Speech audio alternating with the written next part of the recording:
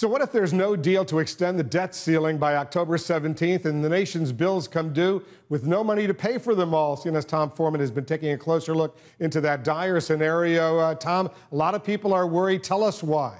Yeah, well, if they're worried because of this, if you defaulted on your mortgage, if you didn't pay it 1 month, you know the consequences would go beyond your front door. It would affect your credit. It would affect your dealings with the bank. It might affect your standings in the community. In a worst-case scenario, this is what some analysts fear about a U.S. default, that it would set up a domino effect around the world in finances. How would this happen? On the day the government did not have enough money to cover everything it had to pay for, that would push over the domino number one, the default itself, and that would set up a difficult choice.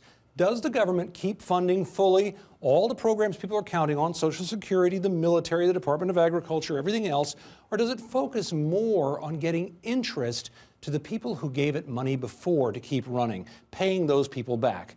Either way you go, there are consequences, because when those dominoes kick over, then you have what follows. Consumer confidence, all those people out there who are counting on money who now don't get it from the government, they stop spending because they don't feel confident about spending.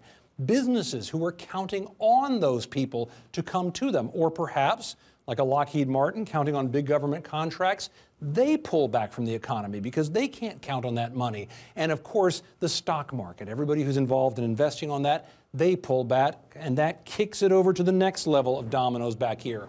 Now businesses start saying, we have to lay people off. We certainly can't create jobs in this environment. Investors say, if businesses are in that much trouble, we can't invest in them right now.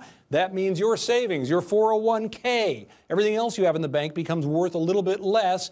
And if there's anybody out there who'll still loan money to the United States at that point, they say, this is not the safe bet it once was. Our interest rates are going to be much, much higher. And because the United States is really the cornerstone of the world economy, that could keep rippling beyond U.S. shores around the planet to many other places. Now, people can argue about whether or not there are stopgap measures or whether or not all of this would happen or on what timetable. But the bottom line, Wolf, is everyone will agree on this. It's a lot easier to push these dominoes over than it is to ever get them back upright again.